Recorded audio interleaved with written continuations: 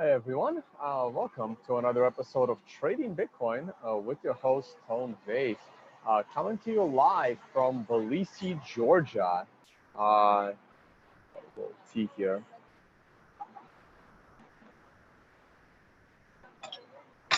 Perfect. All right. Might be a little loud. I'm next to one of the main streets. This is great. Just found a little restaurant, coffee shop. Um, like I didn't set up my tripod or anything like that, so I can't move the camera around. Otherwise, it would have been cool to see. Yeah, maybe I'll grab it. Take the camera off the thing here. Give you a little view of the street down there. It's really nice. You can on the restaurant here, you can see the grapevines all around. And you actually see the grapes.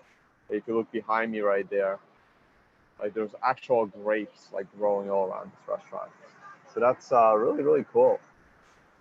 Cool stuff. Uh, just landed a little while ago. Already enjoying it. I haven't really gone anywhere yet. So yeah, I can't wait to spend some time here. No Bitcoiners around. Uh, so it was fun hanging out with the Adaptive Capital guys for a few days. And it was definitely different because we're all up to like 3, 4 in the morning and then waking up at like, noon. Not my usual style. I like to wake up like, 7, 8 a.m. and try to get some work done. Um, all right, let's do some screen share. I'm really gonna enjoy. I think I'm gonna like it here. If not, I'm going back to Ukraine early. Like I don't have to be anywhere until the Prague event for Hackers Congress, and that's October 3rd. So between now and October 3rd, I'm gonna split my time between Tbilisi and Ukraine, and we'll see which one. If I like it here, I'll stay here longer. If not, I'll head over to Kiev earlier. So let's see, maybe I'll run into some people that recognize me.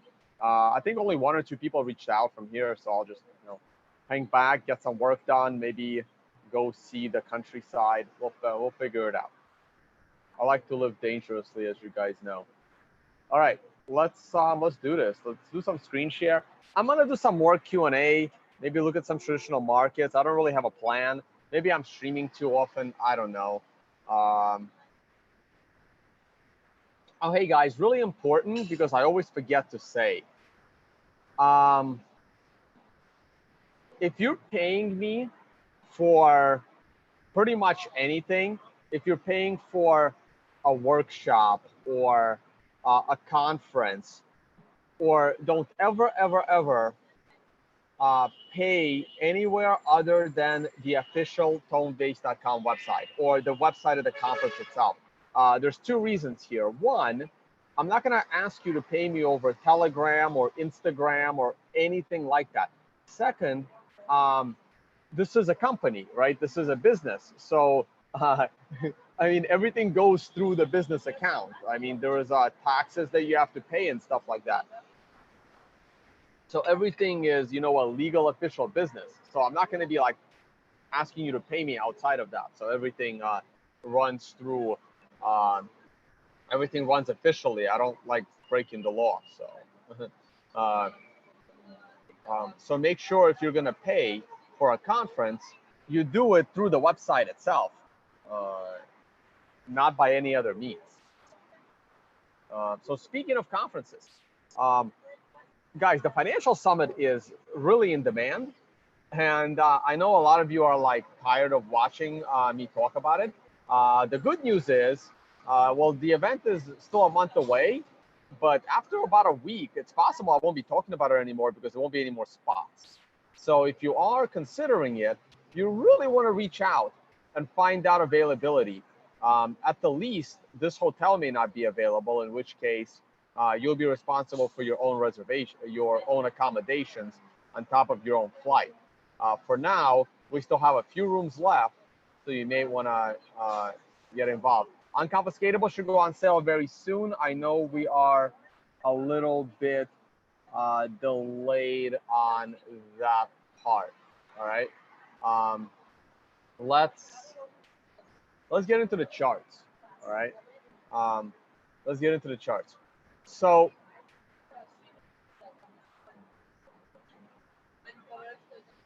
here's the monthly chart. I'm not going to spend too much time on it.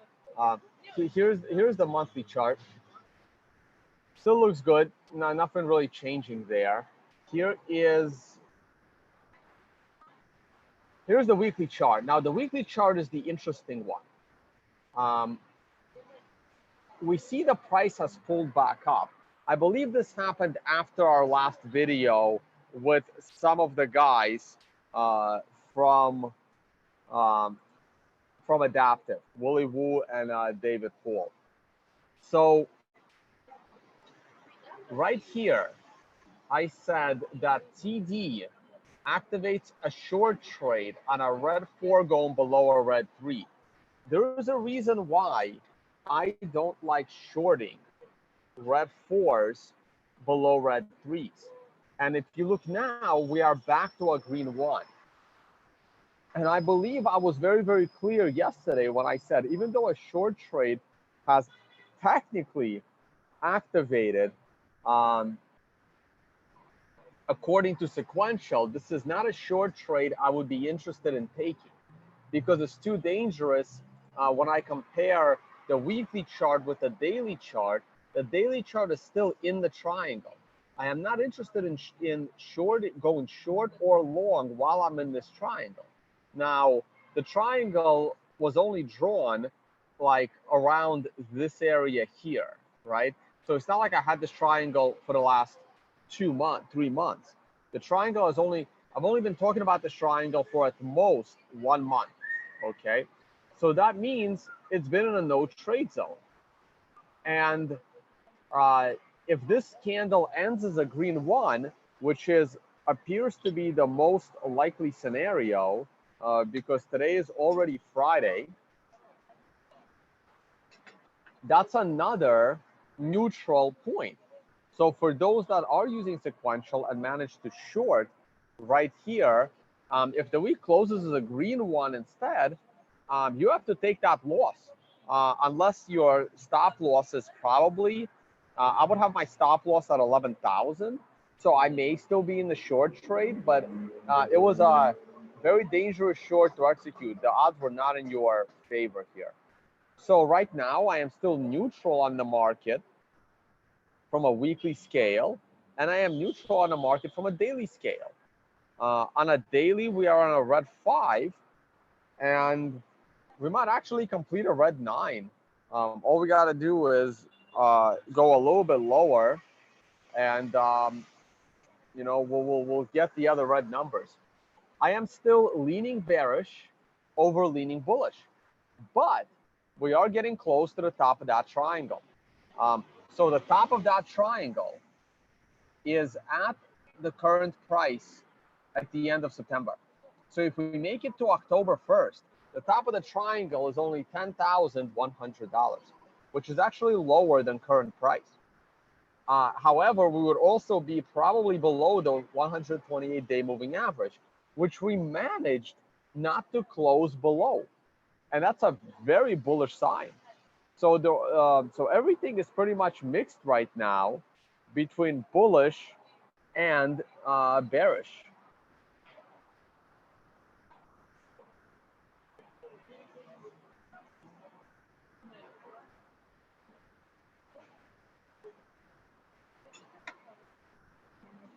All right. I'll go to your live chat. Let me know if you guys have any questions.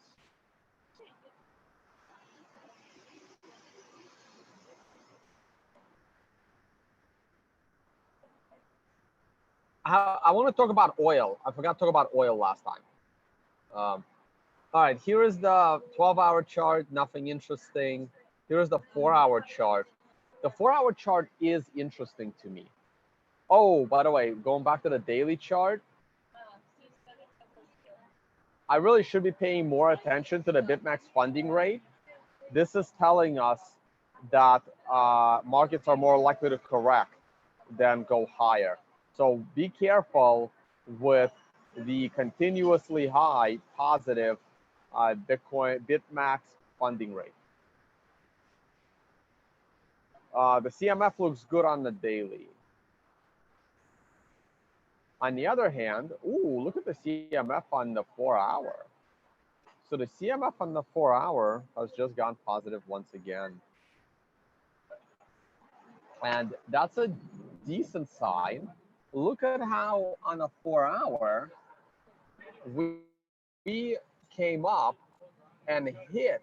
I did not even see this because I haven't looked at this chart since this happened. Look at how perfectly we hit the setup trend line. It's really, really scary. I mean, this setup trend line, this isn't like, you know, Elliott waves or it's not even, I mean, this is a static line, guys. It's a static line. And look at how perfectly it rejects the price of Bitcoin. And anytime it breaks through this line, it usually just continues higher. And look at it on the bottom. My God. Perfectly right there, bounce right off of it. We broke it but couldn't close below it. We are really consolidating now between these two setup trend lines. This is really, really fascinating. And we're still in this downward channel, and this triangle is going to come to an end sooner or later. This triangle is very similar between both the daily and the 4-hour. And I'm really, really curious which way it breaks. I don't have a horse in this race. I don't really care if we crash. I don't really care if we go to new all-time highs.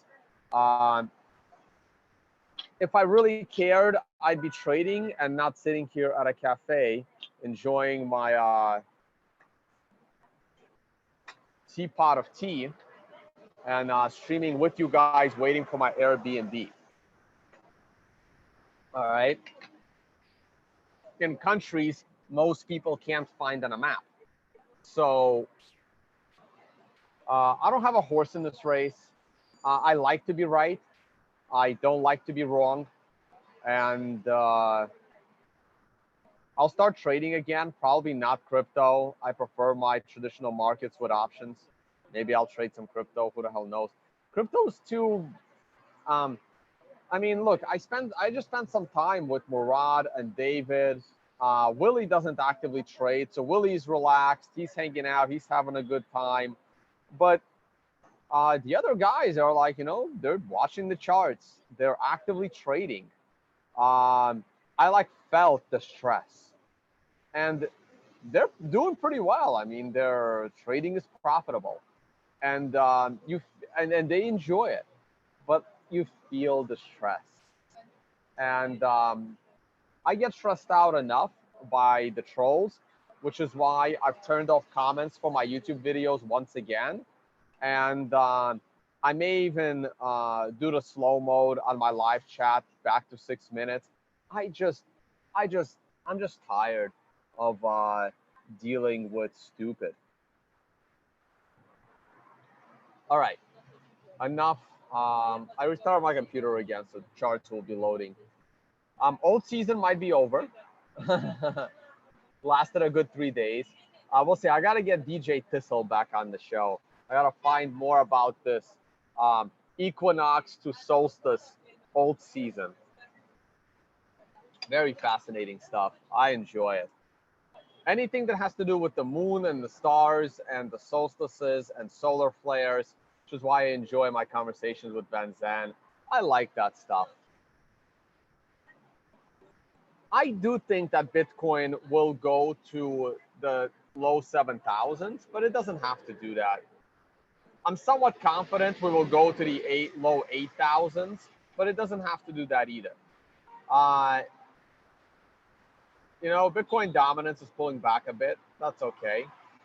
Ethereum is still doing fairly well, especially against Bitcoin, and even against the dollar. I think this line is going to be difficult for Ethereum to cross.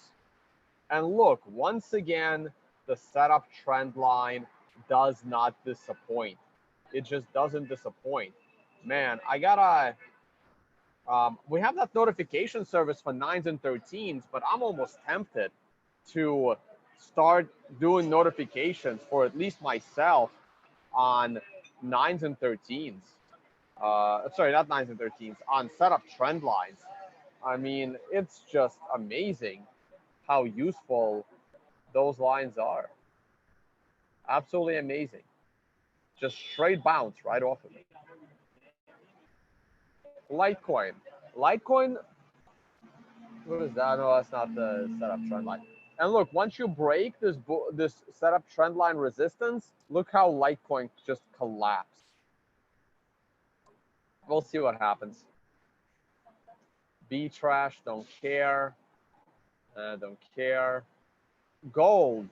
Gold daily is consolidating, not interesting to me. Gold weekly, consolidating in a downtrend, not interesting to me. Silver.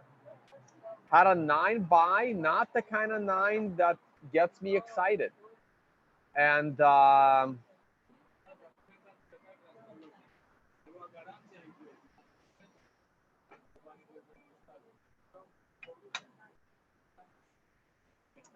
hey, Jishu, I'll get to your question in a second. I like that question.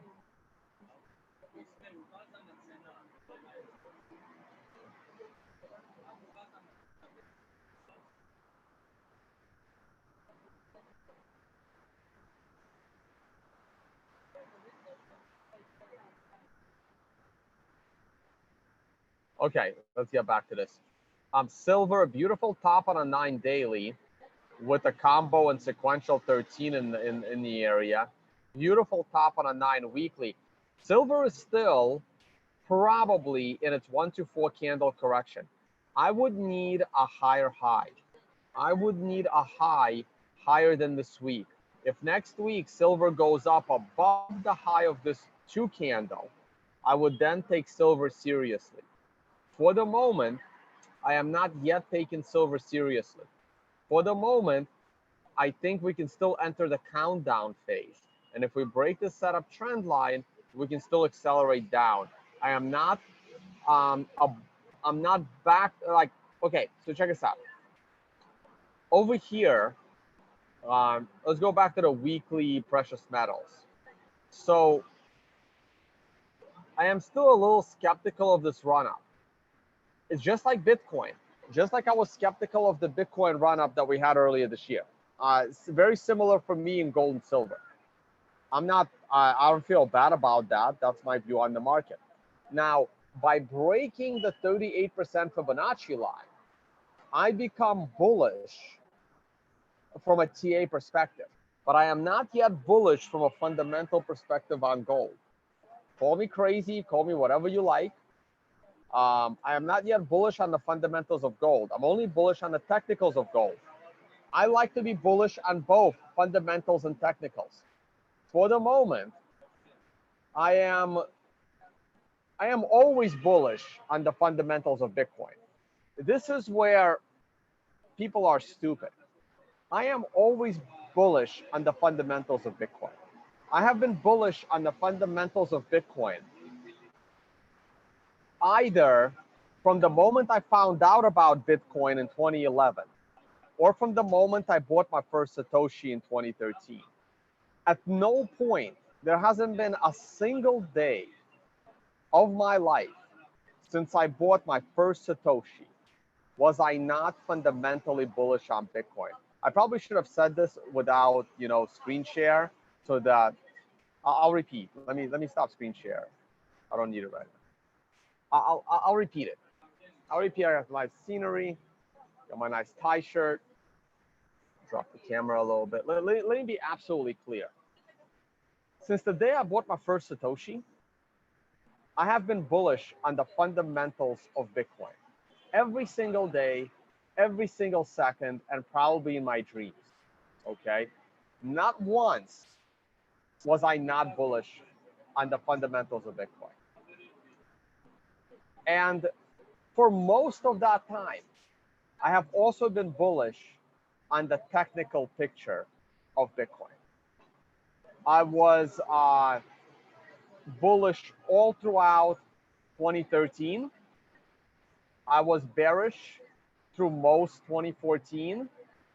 I was kind of neutral at the lows and mostly bullish throughout 2015. Super bullish all throughout 2016. Bullish through most of 2017. Started to get cautious at the end of 2014. Been bearish all throughout 2018 and been mostly uh, mostly bearish with a little bit of bullishness on the technical picture throughout the current year of 2019. I want to be technically bullish Bitcoin going forward. When I feel 100% technically bullish Bitcoin, you guys will know. I'm still waiting for one more correction, and that might be finally the time for me to announce clean buy the dip, and then I'll be bullish both technically and fundamentally. I have always been fundamentally bullish Bitcoin. Let's talk about the S&P 500. For the last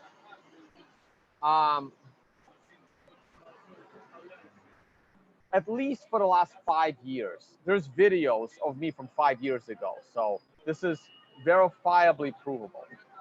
For at least the last 5 years, I have been fundamentally bullish the U.S. stock market.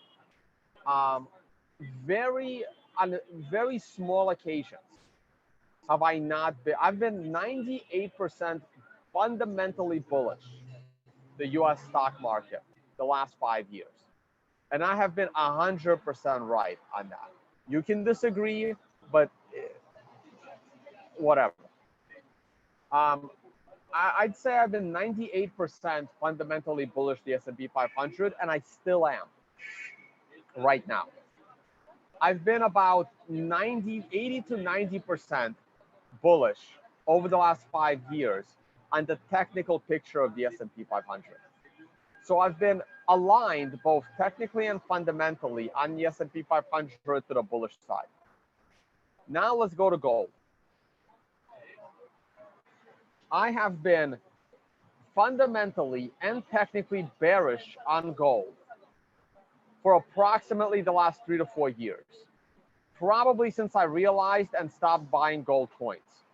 I stopped buying gold coins, I believe. I was buying into the low. I think I stopped buying probably in 2015 or something, maybe 2014 even. I was buying gold coins in this area. I was wrong. Still have them. Oh, they're in the money now. That's good to know. They finally made me money. Silver, same thing. I've been fundamentally bearish gold and technically bearish gold for the last 3 to 4 years. I've been technically bearish gold way earlier. I've been technically bearish gold since 2013, but I was still fundamentally not there yet, because hence I was buying gold coins. I was wrong. I became technically bullish from a TA perspective on gold once we broke the 38% Fibonacci line, but I am still not convinced from a fundamental perspective that gold should be bullish. I'm waiting for a dip. I'm waiting for a dip on Bitcoin back to the area of 1400. And then if it reverses with strength, I can then be both technically and fundamentally bullish gold in line with Bitcoin. If we get a dip to the $8,000 range, I can then be, and reverse, I can then be both fundamentally and technically bullish Bitcoin. Right now, oh, I'm sorry, I'm always fundamentally bullish Bitcoin, not so much on gold. The technicals aren't there. So I'm fundamentally bullish Bitcoin, but technically I'm still concerned. With gold, I am technically bullish Bitcoin, but fundamentally I'm concerned. I need these goddamn things aligned for me to sit here on a YouTube channel and as a responsible human being, tell you that I am comfortable with other people buying into this asset or selling the asset. As long as I am not both fundamentally bullish and technically bullish, I'm going to be cautious. It works the same the other way around. Until I am both, well, I never told anyone to short Bitcoin, ever. I only shorted Bitcoin once, and that was the perfect trade at 6,000 going to 3,000. So anyone that says I recommended a short at 3,000, they're liars or they're just stupid. This is why I'm turning off comments. Anyway, let's get to oil now. I am fundamentally bearish oil because of renewable energy. I think oil is going to become an ancient relic. I believe in long-term fundamental bearishness of oil. Eventually, no one's going to need it. Let's open up an oil chart. Then we'll get to the S&P 500. Oh, and then I had a good question, actually. I'll get to that as well. How many viewers we have? Not a lot. Oh, 6:30 in the morning on the East Coast of US. And God knows what time on the West Coast. Oh, wait, that's not where I meant to go.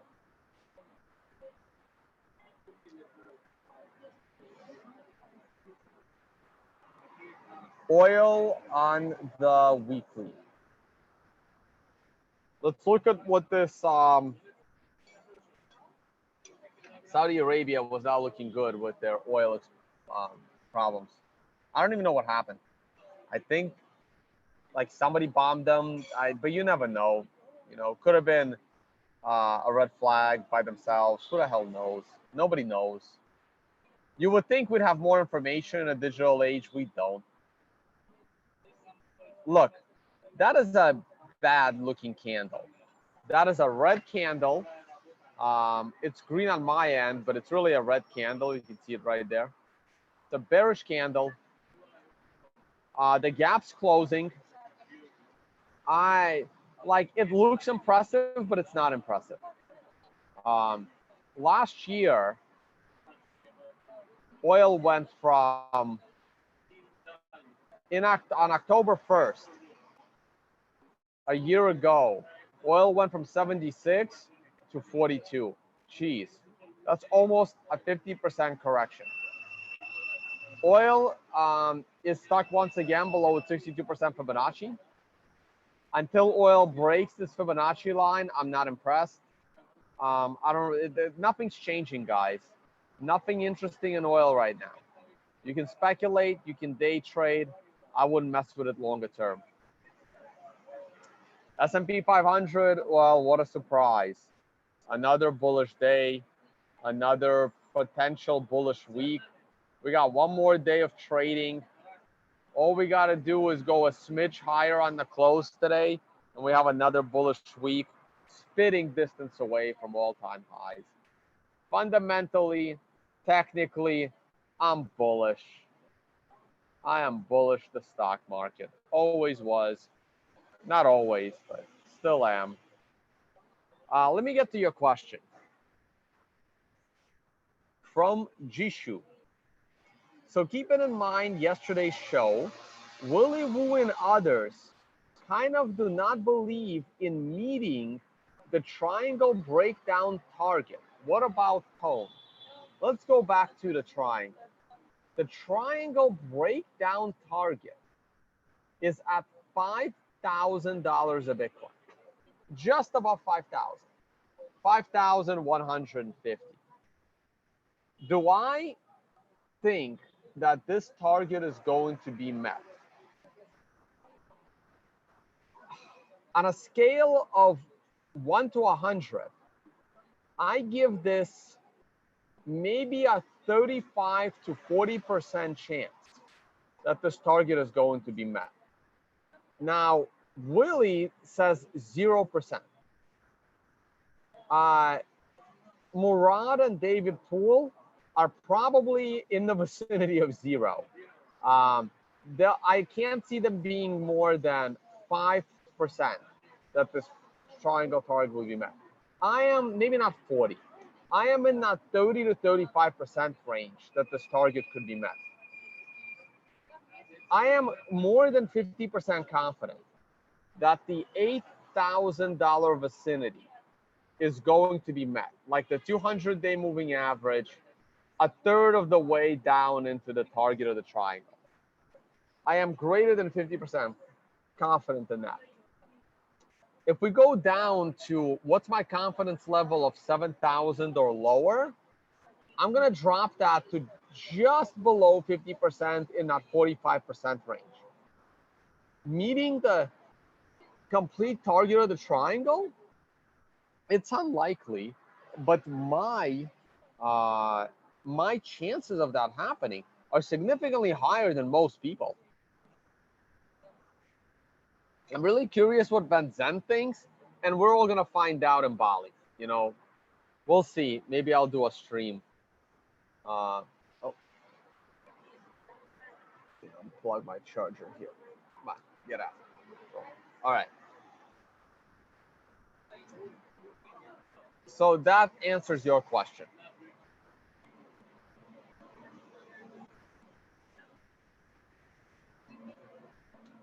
Hey Anzor, if you're in Belize, oh Matt, reply to me, like reply to one of my messages on Twitter, and yeah, we can grab a drink somewhere. I don't mind.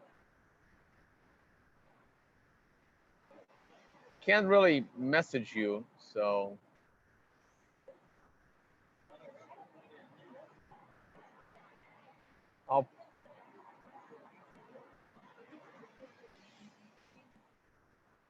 Oh, I see you have a YouTube channel.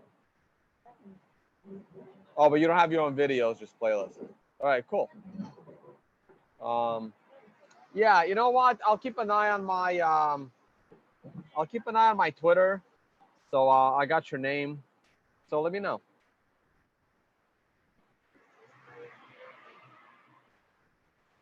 What do you think about owner of Overstock dumping all of his stock on the market and moving that money into crypto and gold? Nothing. Probably a smart move. Overstock, Bitcoin will certainly outperform Overstock. Gold probably as well.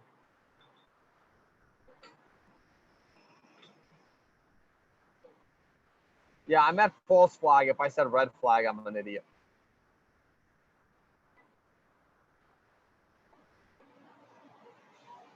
Let me see here. Oh, I have to check into my Airbnb, guys. I got like 5 more minutes for you.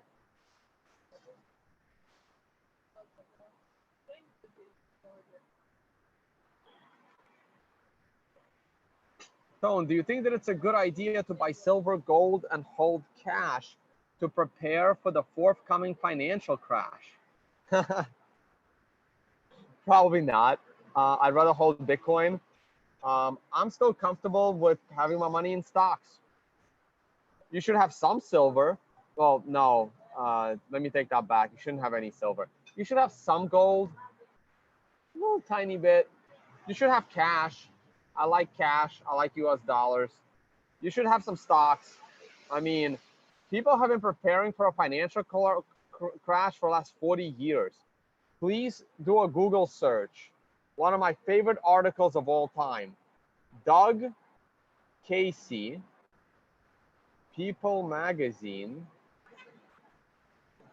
from 1981, I think. Oh man, is it 1981 or 1980? I don't remember. Man.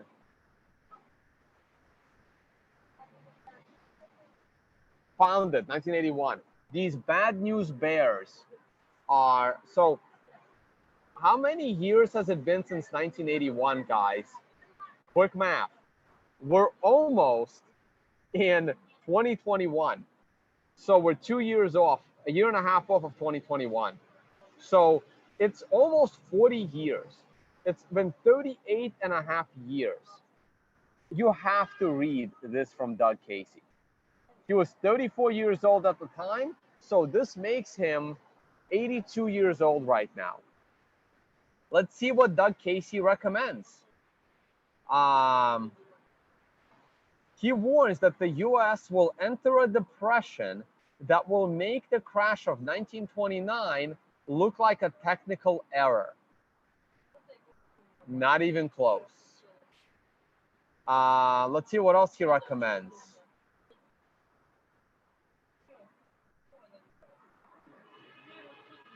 He recommends buying real estate in Zimbabwe. That worked out well.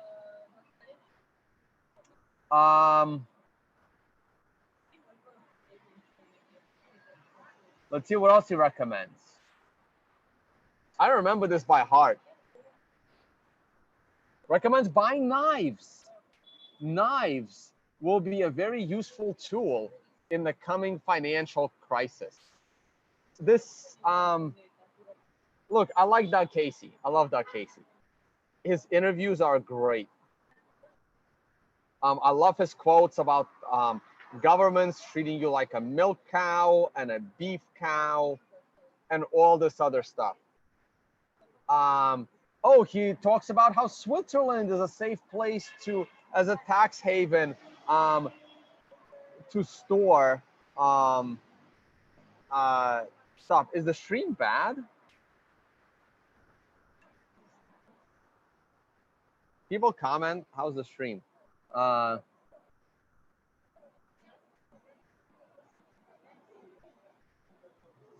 So, what was it? Yeah, so he recommends how Switzerland is great. And look what happened. So the US hasn't collapsed, but Switzerland folded and handed over all the private info to the US. Stream is good, guys. Check your settings for the quality of the stream. Yeah, this article is really fascinating. It's the best. Here's the headline: These bad news bears are bullish. Like I really hope like these old articles don't get deleted from the internet and stuff. It's really a piece of history. He's talking about how gold is going to be $5,000 within a year, and it's been 40, and it's not, and it has been 8 times close. It's been what, 80% closer to zero than it's been to $5,000. Like you couldn't be more wrong. I'm sorry, Doug Casey. I really am. I like you. You've done great things on educating people about not trusting governments and stuff like that. But your financial advice for the last 40 years, unfortunately, has not been very good.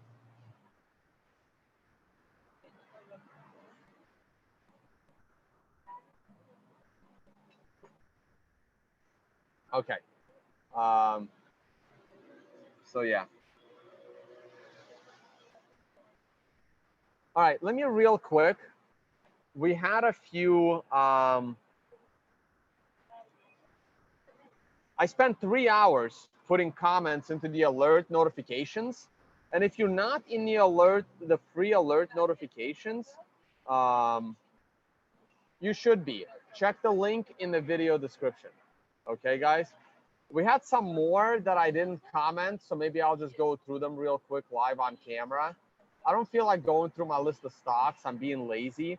So I'm just going to grab them from the alert notifications. Boeing. Wow, what a rebound in Boeing. I would be cautious on Boeing right now, and I would take my profit. If you've been long Boeing, it's a 10. It might go to a 13. I would be cautious here. I can pull up the live chart, but I don't really need to on Boeing. What is this? This is Uber. Oh, Uber hit a daily 9. Yeah, let's pull that up. This is why I need the notifications. I forgot. And there it is. Uber hit a daily 9. Is this today? No, this is the 19th. Today is already the 20th. This was yesterday's candle. And yeah, Uber's already pulling back. Look at it getting rejected at the setup trend line. I would look for a 1-4 candle correction and then higher. Можно счет, пожалуйста? I would look for a 1-4 candle correction and then higher. And it can take Lyft down with it. So Uber and Lyft usually travel together. I've been using Grab everywhere in this region. Uber doesn't really work. So I got like God knows how many of these apps. Lyft is holding up.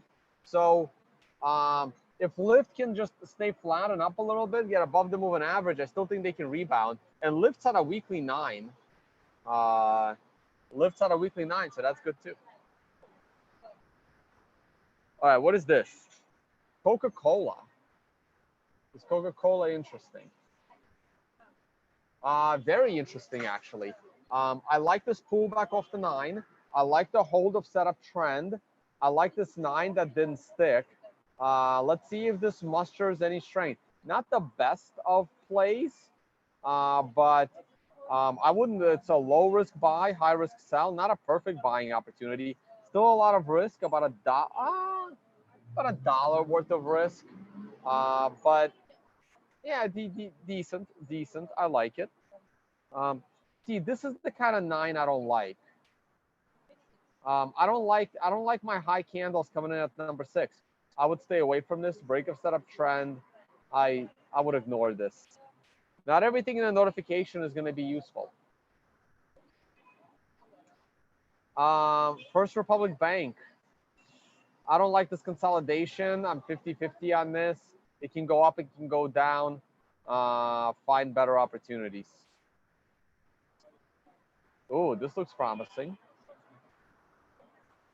Intuitive Surgical. I don't like the break of setup trend. Very valuable stock, $540 stock. Had a good run, went from 480 up to 540. I would, if you happen to be in this stock, which I've never heard of, I would take my profit, look for a short-term correction, and then reevaluate. Still not a great play.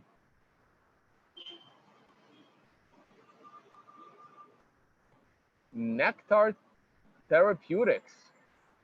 Wow. Who did they hurt to get that big crash? Oh, it was an earnings. Okay. Again, not my favorite 9. I don't like my 9s reversing with the high at number 6. I would find better opportunities for trading.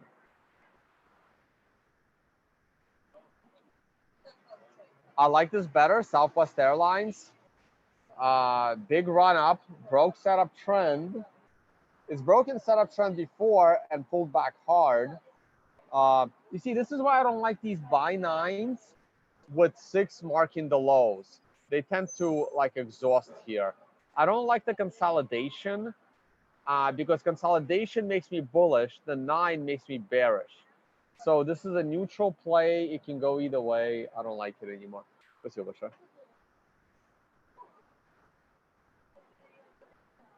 see what else we got. Again, consolidation at the top, not my favorite style. The 9 tells me to get out. Consolidation tells me to get in. Find better opportunities. And we're done. That was it. Those were the stocks in the notification zone. All right, guys. That's it for me. Once again, Bali, lots of interest. People are registering. Wow, is that really my bill? That's amazing. Loving Georgia already. Hold on. Let me pay for this.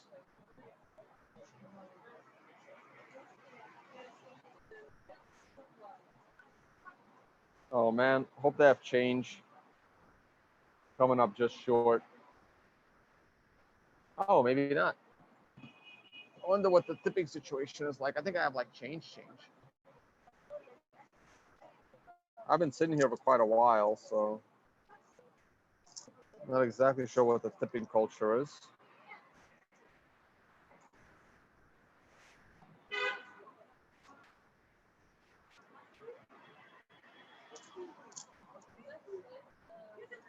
Hey, my friend from Georgia that's in the live chat.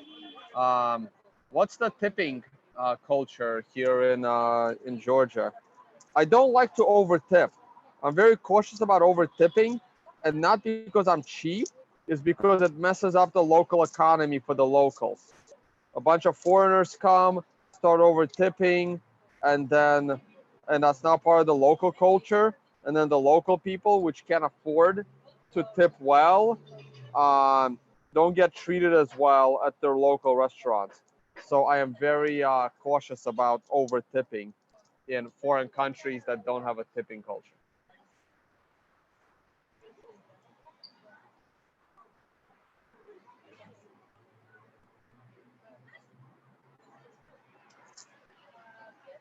Anyway, so while I wait on that answer, um, Bali, people are interested. If the hotel runs out of rooms, you guys will be responsible for your own uh, accommodations as well.